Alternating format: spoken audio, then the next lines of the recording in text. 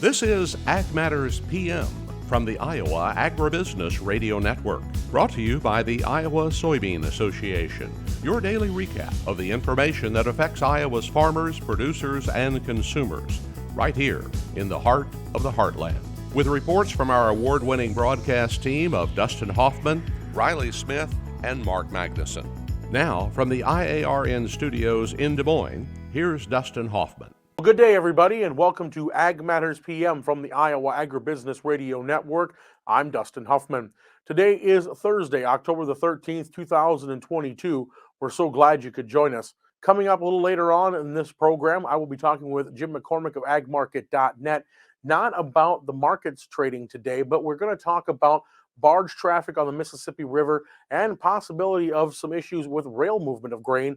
We'll also take a look at your ag weather outlook. But first, let's run down those markets.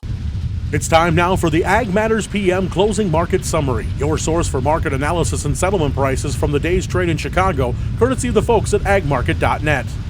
Well, we're at the end of the trading day for Thursday, and we're turning to Tyler Schau of agmarket.net. Tyler, what did we see in the grain markets today? A little bit of everything today, across grains, livestock, equity markets, energy markets. First thing out this morning, we got the CPI number. Came in at 8.2% inflation. Expectation was about 8.1, and kind of set markets on their heads. That number came out at 7:30 this morning, and on its release, the Dow Jones Industrial, the futures anyhow, traded down about 500 points shortly after it, and that really pulled grains down. Corn this morning, before the morning close, there at 7:30, it traded down to 684. You had wheat down about 15 cents on the day. Kansas City December was down to 952, excuse me. And then throughout the day, everything just kind of reversed. The Dow Jones and the S&P are kind of some interesting ones to look at. The S&P at one point was down 2%, and it's probably going to close today up 2%. I was talking to some guys in the financial world. Those are the types of moves you don't see very often. And that really just, we keep hammering on this, how those outside markets are affecting the grain markets, and basically saw the same thing. Saw a flip of the markets, and we went from, down 6 to 10 cents on corn. We closed up 5 cents on the day. Soybeans at one point were down about 20 some cents, going to close about down 2 in November. And so just kind of a wild, wacky day through all markets. Now, we're obviously seeing harvest progressing, especially, we're watching it here in Iowa, getting quite a bit of the soybean crop out, and corn is starting to get there. What are we hearing around the Midwest, around the Corn Belt, for some of the numbers that are coming in so far? Soybeans are kind of wrapping up. Most everywhere that we talk to, we keep hearing the same story of better than expected. Now, I like to qualify that with, that doesn't mean better than expected yields back in April. That means better than expected for the fact that we had very minimal rain July, August, and September. I'm up in North Dakota. We've had no measurable rain since the 4th of July. Our yields up here are coming in that 25 to 30 bushel per acre range. I think back in the spring, we were looking, we were hoping for that 45 plus. So when I say better than expected, that means we were expecting about 20 bushels or less with no rain, and they came in quite a bit better. And you're really hearing that all across the Midwest. We've been in a drought. If you looked at the drought map that came out today, the area is expanding considerably. But that's been the sentiment we've been hearing in that bean market, really, from where I'm at all the way out to Indiana and Ohio. Better than expected, but again, I like to qualify that a lot of those places were dry, and they were expecting much lower yields. Corn side, I would say east of I-35, I'm hearing really good corn yields. West of I-35, not very good corn yields. So east of I-35, it's better than expected again, and in a lot of cases, really, really good yields. I'm not going to throw out record, but they're doing pretty good. West of 35, it's a completely different story, and I think we're going to have to see harvest shake out to really get a full picture of what type of damage that drought did in the Western Corn Belt.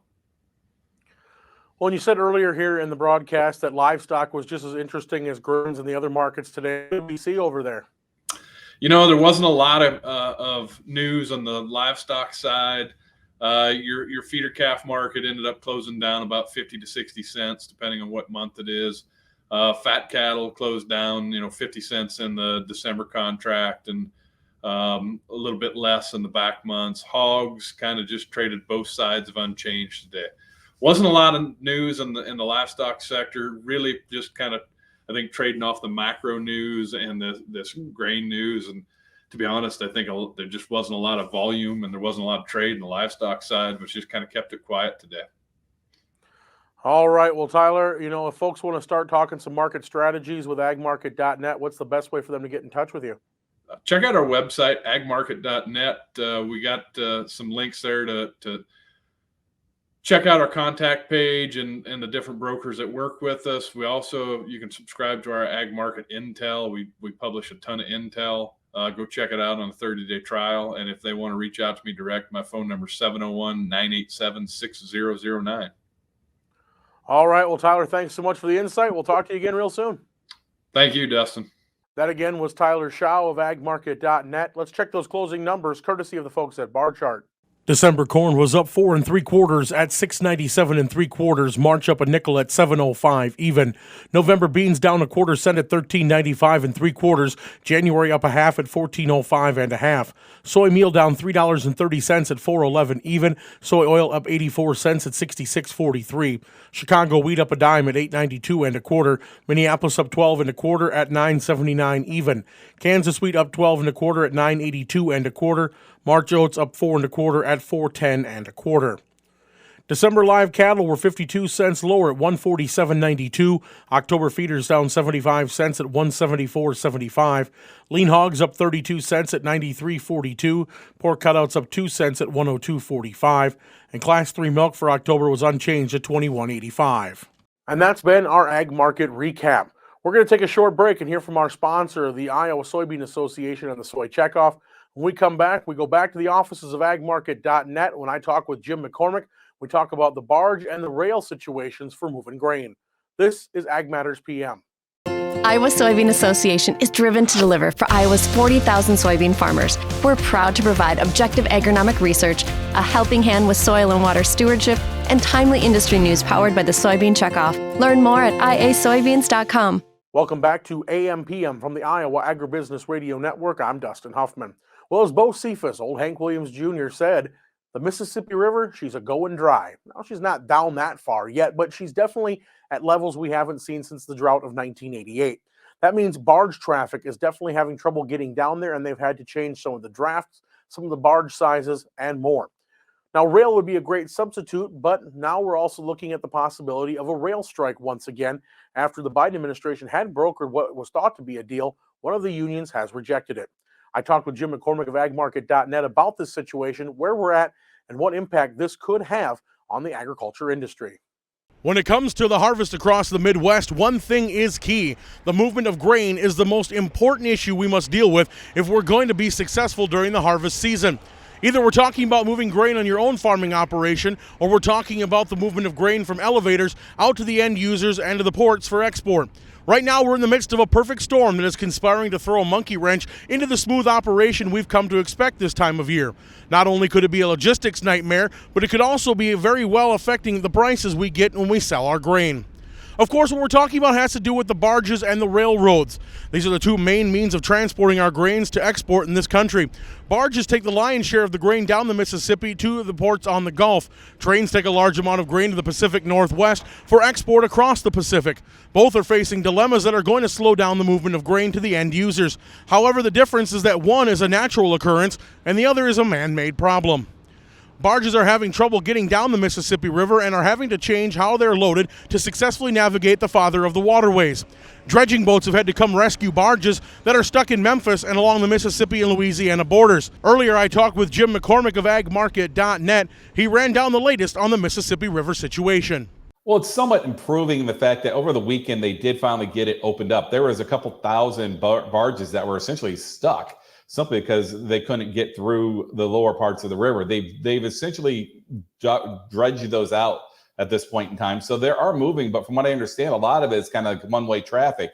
So they let them go northbound for a little bit, and then they let them go southbound for a little bit. So we're moving product, but definitely not efficiently. You can't load the barges near as heavy as you would under normal circumstances. So it's going to be much more expensive to get grain to the product. So normally I'd say take 100 barges to get a product downline to fill a ship. You may need 120, which it just drives up the cost. Jim also talked about the logistics problems that this will cause for farmers and elevators in small communities. Well, the problem is if you can't move product, be it a rail industry or even the barge situation, it backs it all up. So essentially, if you deliver to the river market, your basis is going to go against you in essence, because as the higher cost to ship stuff goes down, they're going to try to offset that by lowering the basis, or they may not even just need the product because they can't get the stuff shipped. That backs it up. So in essence, all of a sudden now, if you're a producer, you've lost one of your competitions. So maybe now the only person you can sell to instead of the export market is the domestic market, which would work in the domestic market's hand.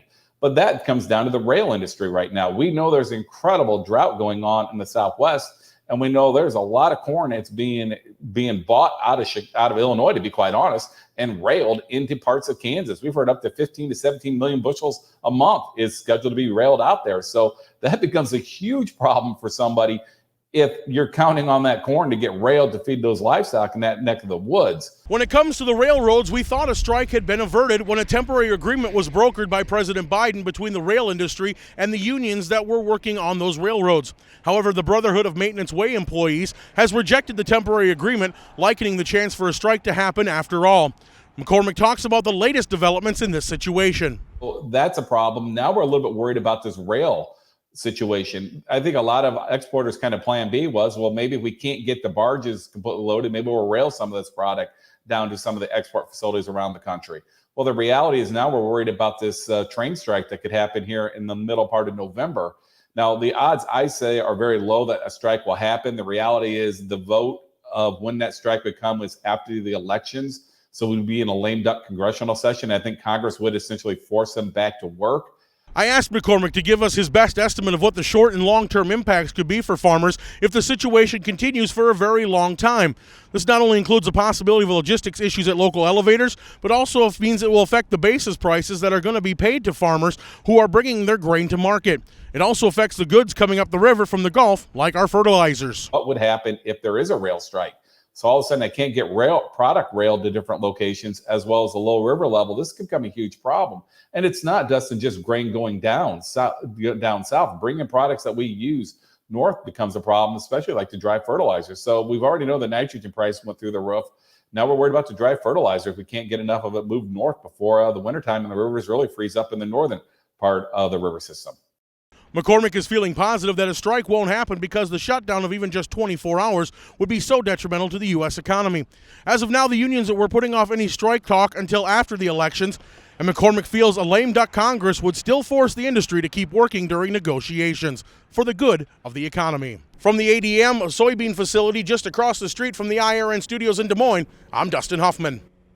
That again was Jim McCormick of agmarket.net. Let's run down that ag weather outlook. Well, it's been sunny and cooler here today in Des Moines. Definitely more seasonable weather out there. Very windy outside. In fact, we had red flag warnings from a line from Esterville to Muscatine and then go south and west of that line, and we were in red flag warnings. It was almost as windy outside today as it is inside when Mark and Riley are talking about sports. Now, we're supposed to get a cool down, but how much? Well, let's take a look what the National Weather Service has to say for the next 24 hours. Of course, as we said, we saw different mixes of clouds and sun throughout the day. The breeze really made it interesting. And, of course, those red flag warnings that were basically south and west of a line from Esterville to Muscatine. We saw highs today in the 50s. Now, tonight, mostly clear across the state. It's going to get cool, and we're going to see lows anywhere from the upper 20s to the mid-30s. Tomorrow, it'll start off mostly sunny across much of the state, but clouds will build in.